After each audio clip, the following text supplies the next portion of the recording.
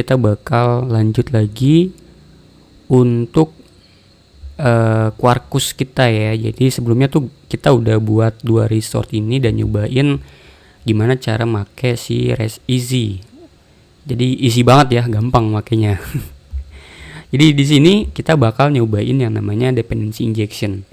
Jadi dependency itu kayak misalnya lu pergi ke kantor, lu perlu motor. Nah, motor itu adalah dependensi lu gitu. Ya sama juga kayak di aplikasi ini. Apa yang lu butuhin ya itu dependensi gitu. Depend. Apa ya? Ya depend gitu. Jadi di sini contoh gua mau buat satu service namanya adalah apa nih? Kira-kira payment atau mungkin service aja ya, service gitu. Lalu di sini gua mau buat satu service baru, payment service. Kalau kita bicara soal dependensi, kita akan bicara soal beans. Beans itu apa? Beans itu adalah sebuah objek di dalam suatu kontainer. Atau kalau lu ibaratin sebuah mangkuk, kontainer tuh mangkuknya, maka bean itu ya kacang kacang di dalam mangkuk tersebut, atau mungkin baksonya gitu. Nah, bukan kelasnya, ini kan payment service tuh kelasnya, tapi bean itu objeknya yang udah diinisialisasi gitu. Nah, caranya masukin ini ke mangkuk adalah lu harus kasih tahu dia scope-nya apa, application scope misalnya. Ini contoh aja ya, anggap aja cuma satu application scope untuk yang sekarang. Nah, di sini gue mau buat satu resource baru untuk kita testing namanya adalah payment service atau payment resource ya. Sebetulnya paling enak tuh kita ngetesnya di testing ya, tapi gak apa-apa, kita testingnya di ini aja, di resource. Terus di sini gua mau buat path namanya adalah payment, atau mungkin ya payment lah. Gue udah buat juga, udah merencanakan untuk membuat payment. Terus di sini gue pakai get, lalu gue public resource response harusnya, lalu payment gitu. Terus gue coba return respon titik oke titik build. Nah, gimana caranya gue masukin si payment service ini? Kan ini udah di dalam mangkok ya. Kita mau ngambil ya ke dalam payment resource ini.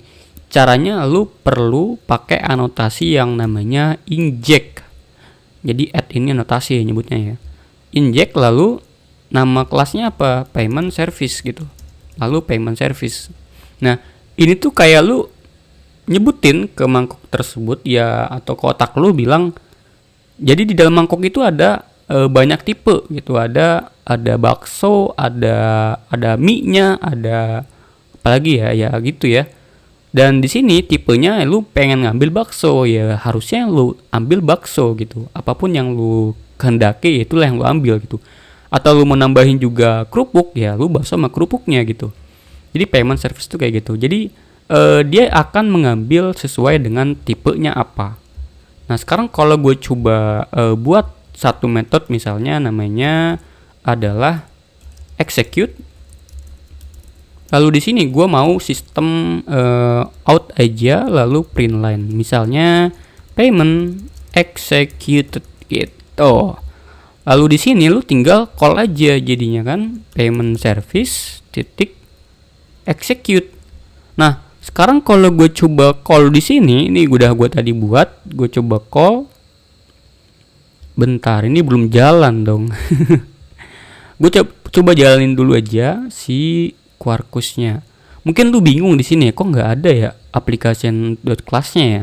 Ini karena ya lu nggak wajib buat application class. Sebetulnya lu bisa juga buat. Nanti mungkin kita bakal nyoba ya. Tapi kalau lu nggak butuh banget, kayak misalnya lu nggak butuh banget hal-hal yang berhubungan dengan application class, main class, lu nggak perlu buat gitu. Jadi nggak wajib untuk dibuat application.class itu atau main classnya. Ini udah jalan seharusnya Quarkusnya, nothing to compile, class are up to date. Sekarang gue coba hapus aja dari konsolnya. Sekarang gue coba jalanin ya. dibilang runtime exception. Kenapa nih? Bentar, gue coba lihat di sini.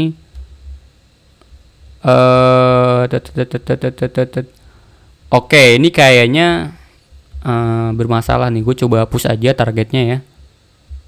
Gue coba delete, gue coba running ulang. Nah, kayak gini. Sekarang gue coba cek di build-nya ya. Ini masih jalan seharusnya. Ntar coba di running. Ini masih nge-build. Nah, ini baru coba starting code-nya ya. Harusnya dia cepet nih ketika starting code. Karena itu yang mereka sering ucapkan kalau mereka lebih cepat dari framework lain dalam hal starting app-nya ya. Ketika sudah di-build. Oke, sekarang dia bilang masih error atau enggak ya? Oke, harusnya enggak error nih. Oke, gue coba hapus. Sekarang gue coba running lagi di sini. Besen.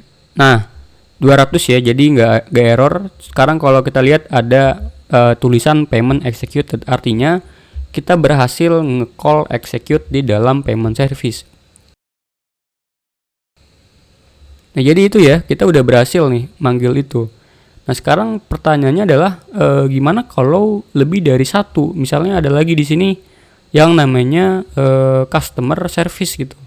Customer service. Nah, kayak gini.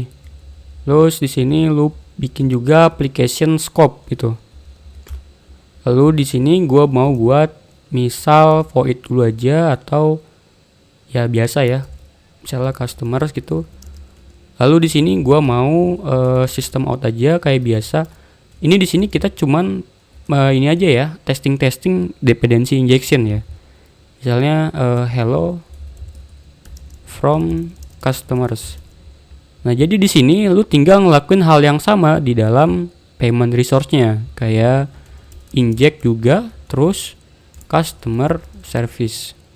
Customer service di sini tinggal gue coba execute ya. Hal yang tadi kita lakuin. Sekarang gue coba nggak perlu di restart ya. Coba langsung gue call aja di sini. Kalau dilihat di sini, coba bentar. Masih running. Nah, payment executed dan hello from customer, artinya kita berhasil nge-call ini. Nah, sekarang pertanyaannya adalah gimana atau mungkin apakah caranya cuman kayak gini doang, cara kita nge-inject? Enggak, ada lagi cara yang dua cara lagi ya.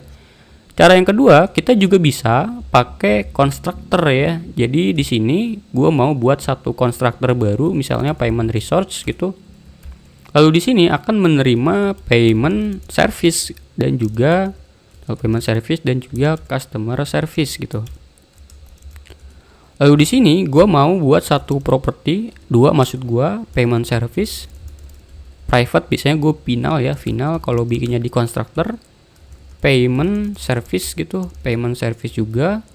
Lalu di sini di bawahnya ada private gitu, final customer service. Lalu tinggal kita masukin aja di payment service, akan dimasukin oleh payment service, lalu di customer service akan dimasukkan oleh si customer service ini gitu. Nah, kayak gitu. Sekarang kalau gue coba call lagi, gue coba jalanin lagi servisnya, dia harusnya nggak error dan sama aja runningnya, nggak ada masalah seharusnya. Nah, payment executed dan hello from customer jalan dengan baik ya. Jadi kayak gini kalau lu mau pakai dependensi lewat si constructornya. Tapi ini gue jarang banget pakai ini karena apa? Ini akan bermasalah ketika lu masukin 7 parameter atau lebih dari 7 parameter ya kalau nggak salah. Jadi bakal kena sonar nih atau kena warning ya. Nah, jadi tapi enaknya di sini juga lu bisa lebih dari satu tempat untuk masukin dependensi lu gitu. Ini kan lewat ini ya, lewat property, ini lewat inject lewat si constructornya. Contoh di sini gua nggak mau customer service ini lewat ini dah, gue mau masukin dari tempat lain gitu. Ntar di sini coba gue hapus ya, ini gue coba hapus, ini juga gue hapus. Jadi misalnya gue mau buat satu metode lagi, namanya adalah resolve dependency gitu. Lu bisa masukin misalnya customer service gitu, this customer service. Nah, di sini lu tinggal kasih tahu dia anotasi inject namanya. Oke. Jadi itu ada dua tempat sekarang. Ada payment resource sebagai constructor dan juga di sini ada method namanya resolve dependency gitu. Nah, sekarang kalau gue coba jalanin lagi di sini harusnya sama aja, nggak ada error sama sekali ya. Terus kita tungguin aja. Oke. Running ya dengan baik itu. Oke, kayak gini. Nah, tapi kalau di bahasa atau di framework lain, hal ini tuh nggak bisa dilakuin. Kalau lu lewat constructor ya constructor aja. Kalau lu lewat sini ya lewat sini aja, nggak boleh hal yang lain. Tapi Quarkus secara pintar dia tahu gimana cara dia nginjek dependensinya gitu. Oke. Nah, sekarang ini kan customer service ini sebuah kelas ya. Jadi kayak ibarat tadi sebuah mangkuk, lu ngambil berdasarkan tipenya. Tapi di sini tuh akan masalah ketika lu punya dependensi yang extend kelas yang sama gitu. Contoh di sini ada payment, lalu di sini ada bill payment service. Lu nggak boleh ngelakuin ini nih, bill payment service. Lalu di sini gua mau buat lagi application scope gitu. Lalu di sini gua extend payment service. Ini kalau gue coba jalanin, ini bakal error, dia bakal kena ambiguous. Kenapa? Karena dianggapnya, nah ini error nih. Dianggapnya adalah karena si bill payment service ini akan dianggap payment service juga gitu. Jadi ya kayak gitu, lu nggak boleh ngelakuin yang kayak gini. Nanti kita bakal coba bahas soal scope ya. Bukan bahas soal scope sih, ya soal ini ya, soal qualifier namanya. Tapi itu nanti aja, kita bakal hapus dulu aja. Nah sekarang enaknya apa kalau lu pakai dependency injection kayak tadi. Contoh di payment service ini adalah sebuah kelas. Lu mau jadiin ini sebagai sebuah interface gitu. Contoh di sini ada namanya interface gitu. Atau ini dah, gue bikin satu interface baru namanya adalah payment gitu, lalu interface kayak gini.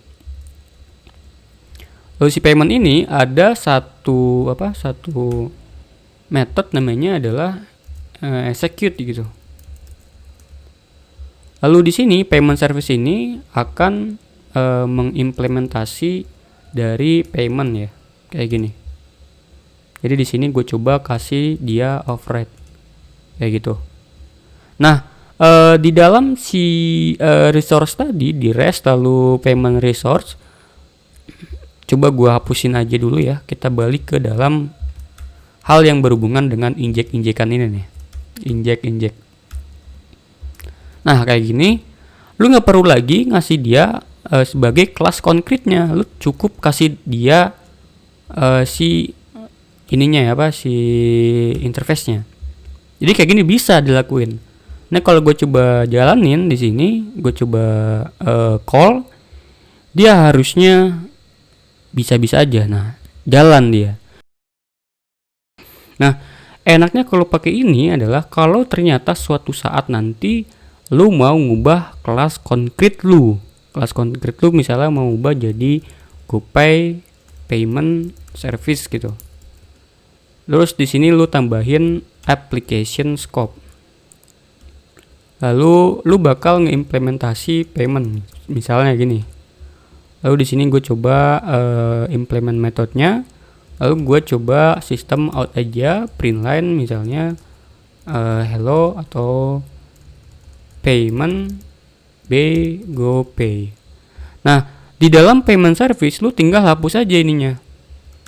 Nah nanti dia nggak bakal masuk tuh ke dalam mangkoknya gitu. Jadi yang bakal masuk ke mangkok ya ini GoPay payment service. Atau kalau lu ngibaratin di dalam mangkoknya itu ada mangkok bakso yang isinya urat, ada juga bakso yang isinya telur. Tapi bakso yang isinya urat gak lu masukin, yang lu masukin telur, ya pasti yang dapet yang lu ketika ngambil bakso, otomatis yang didapat adalah yang bakso isinya telur gitu ya. Sekarang kalau gue coba call di sini, apa yang lu dapat adalah payment GoPay gitu ya. Jadi lu nggak perlu ngapus yang ini nih. Kalau suatu saat nanti lu balik lagi ke sini, tinggal yang ini lu hapus, masukinnya ke sini gitu. Lu nggak perlu nyari kira-kira resort mana atau kelas mana yang ngeinjeksi payment service gitu, karena lu sekarang udah pakai interface gitu. Oke, jadi pertanyaannya adalah apakah bin ini hanya berlaku bagi kelas? Yang enggak ya. Jadi bin ini berlaku juga bagi sebuah properti ataupun sebuah method ya. Jadi di sini gue udah buat satu kelas namanya custom service. Gue bisa nambahin misalnya apa ya, integer, misalnya umur ya. Terus gue tambahin 25. Nah di sini lu tinggal tambahin namanya produces gitu. Ingat ada dua, WS dan juga enterprise inject. Lu pakai yang enterprise inject.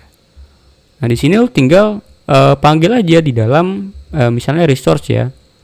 Tinggal lu inject, terus integer umur gitu kan. Nah sekarang kalau lu coba sistem gitu, terus out, lu print line, lu umur gitu. Terus gue coba cek di sini. Sekarang gue coba send, maka yang dia dapat adalah 25 seharusnya. Bentar. Nah 25. Begitu juga yang produces by method. Misalnya ada list, ada string gitu, lalu ada language gitu, kayak kalau nggak salah gini. Terus gue bakal ngebalikin sebuah list ya, misalnya PHP, Java,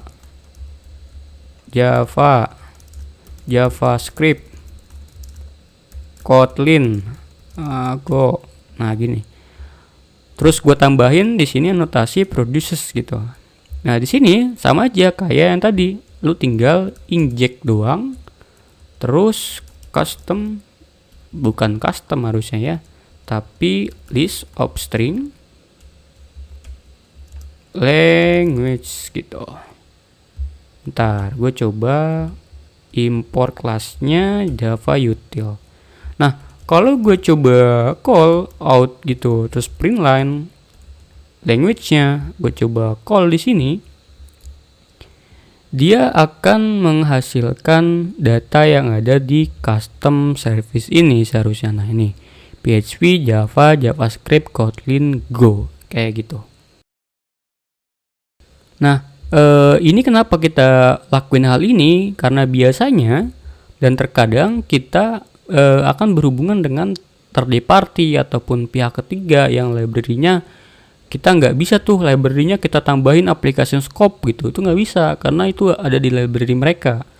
Nah biasanya kita tambahinnya di sini, kita buatin satu metode baru, terus di sini akan mengembalikan data yang memang dibutuhkan, lalu kita return inisialisasi, lalu kita return objeknya. Nah ini kita tinggal pakai gitu.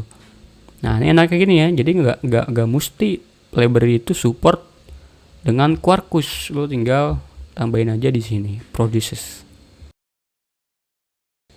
Nah sekarang bicara soal si bin, apakah hanya application scope-nya ini ada banyak sebetulnya selain application scope ya, ada juga singleton, ada juga request scope gitu, scope, terus juga ada yang namanya apa ya kira-kira session scope, terus juga ada dependent ya kalau nggak salah.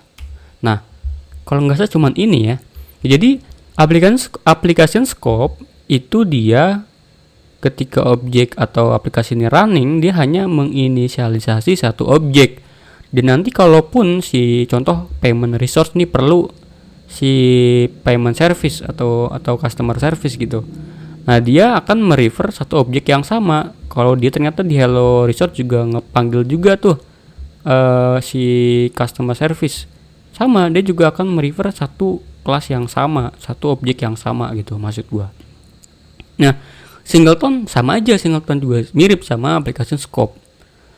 Jadi application scope ini kalau di framework lain mungkin kita nyebutnya singleton gitu. Lalu request scope artinya ketika dan selama si satu orang ini requestnya belum kelar, maka dia nggak akan menginisialisasi objek yang lain. Contoh, misalnya customer A dia request, nah dia akan membuat objek baru yaitu customer service. Nah nanti selama dia request yang sama, lalu dia masuk misalnya di Hello Resource ataupun di service-service yang lain, maka nantinya dia akan mengambil satu objek yang sama. Misal ada lagi si klien B gitu, dia masuk lagi, maka dia nggak bakal pakai objek yang dibuat oleh si customer A, tapi dia akan membuat objek yang baru gitu. Lalu ada session scope, ini lu harus install Undertow dulu ya, lalu dependent. Nah di sini ada kesamaan antara application scope dan singleton yang tadi gue bilang ya. Bedanya apa? Nah ini bedanya nih. Coba ini gue komen dulu aja. Terus kita cek di Hello Resource, bukan Hello Resource dah, di Payment Resource aja. Terus di sini gue mau komentar yang ini, terus gue mau bikin system out, print line, customer service dan get class gitu. Sekarang kalau gue coba call, harusnya dia dapetnya si customer service ya.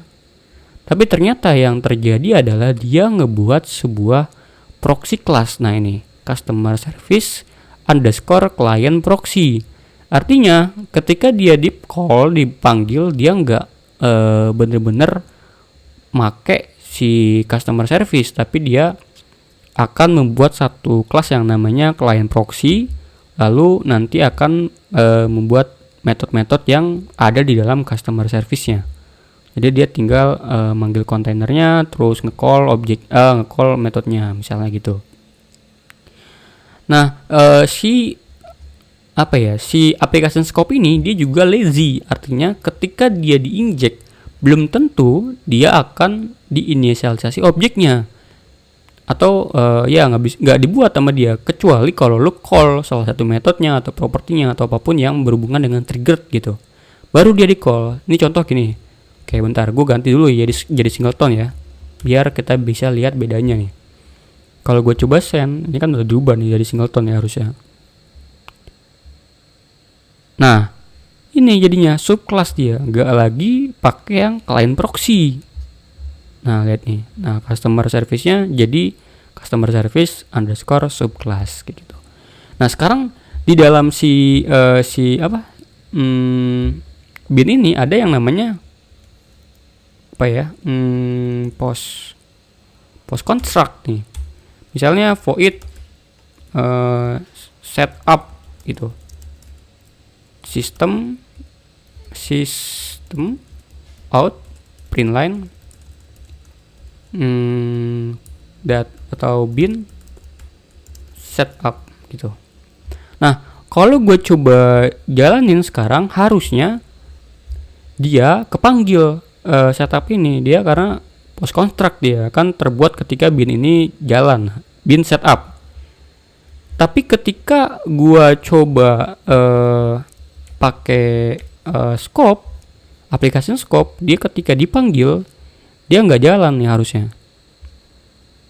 Lihat ya, nah nggak jalan dia, kecuali kalau lu call salah satu metodenya ataupun propertinya. Di sini contoh gue call ya, misal customer service ini gue call customer ya, ini gue coba push, gue coba jalanin lagi. Nah ini kalau dilihat dari sini dia akan masuk, nah ini tuh bin setup gitu. Jadi itu ya. Tapi si Quarkus dia merekomendasikan lu menggunakan application scope, gak pakai singleton, karena singleton ini lu nggak bisa nge-mock bin ya, nge-mock itu nggak bisa nih pakai singleton. Kalau nanti lu buat unit test ya. Kayaknya itu aja untuk kita nyoba-nyoba CDI, Context Dependency Injection. Thank you semuanya.